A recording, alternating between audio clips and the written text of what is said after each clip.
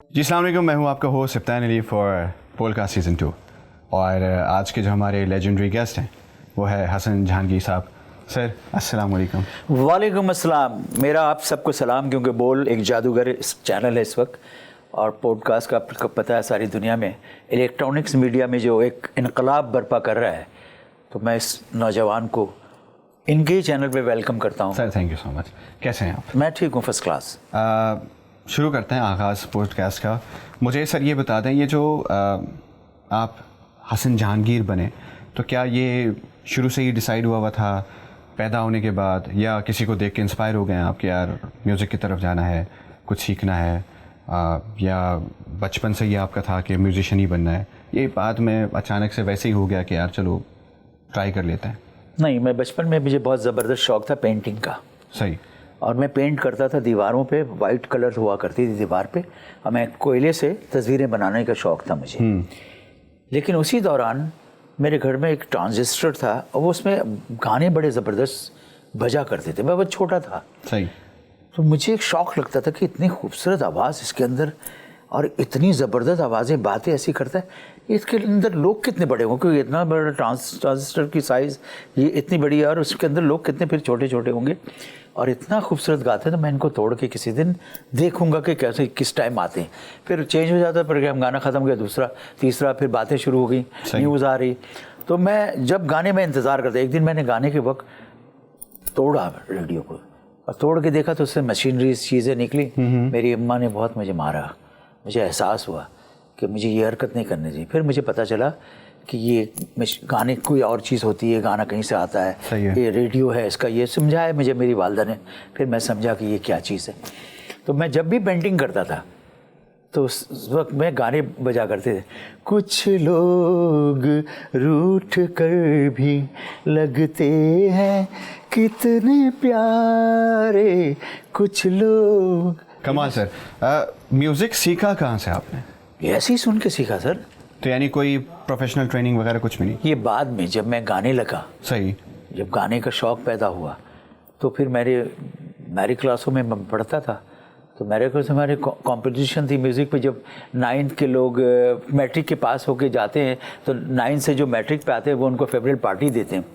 तो उसमें फिर मैंने देखा कि म्यूज़िक का हो रहा है। तो स्कूल में मैं पॉपुलर था कि जब भी कोई फ्री पीरियड होता था तो टीचर नहीं होते थे, वो टीचर नहीं आते उस पीरियड के, कोई भी टीचर आ जाते थे क्लास को कवर अप करने के लिए। सही है। तो वो खड़ा करते, भाई कौन, एंटरटेनमेंट होती थी, कौन गाता है, लोग भाई हसन जहांगीर गाता है, ये गाता, सर इसको गाओ भाई, सारा गाना सुनाओ। तो मैं गाता था, दूसरे लड़के को भी कहते थे इस तरह।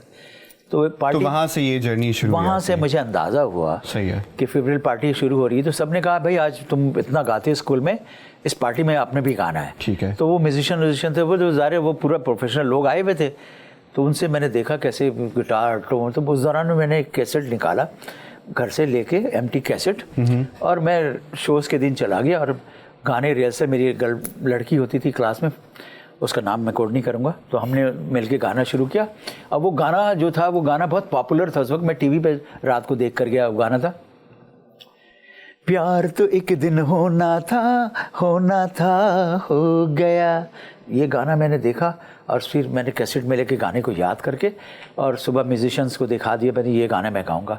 उन्होंने देख लिया। मैंने कैसेट की दुकान पे से कैसेट लिया, और वो रिकॉर्डिंग का जो साउंड ऑपरेटर था उसको दिया। मैंने कहा यार जब मैं गाऊं तो ये आप टेप करके दे दीजिएगा मुझे।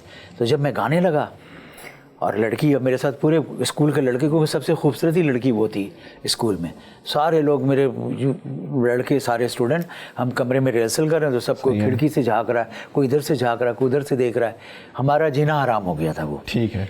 और वो ज़ाहिर है सारे लड़के उसी के पीछे लगे रहते थे स्कूल में। लड़कियां तो बहुत ही को एजुकेशन स्कूल था, लेकिन वो सबसे प्रिटी थी। तो फिर मेरे पीछे ज़ाहिर है उससे दोस्ती, हेलो हाय, तो गाना रिहर्सल, ये वो। तो मेरे साथ ज़्यादा रहे, मेरे भी लड़के क्लास फेलो दुश्मन बन गए। तो क्या सिंगर बनने की वजह वो तो नहीं थी? नहीं, फिर हमने गाया।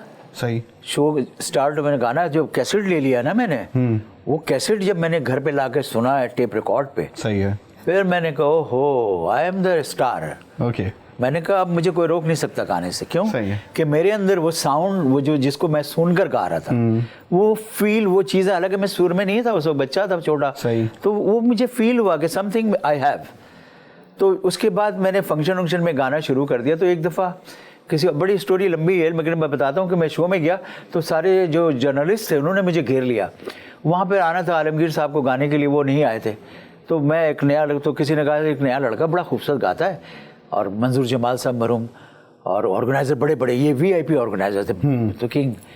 तो उसमें शाहीन खलील मरूम साहब ने कहा कि हसन जहांगीर साहब को परफॉर्मेंस के लिए लेके जाएं। उन्होंने कहा कि एक नया जवान लड़का है, बड़ा खूबसूरत गाता है, वल्ला शाहीन साहब ने इनके बारे में बहुत बताया है और आपके सामने पेश करता हूँ हसन जहांगीर।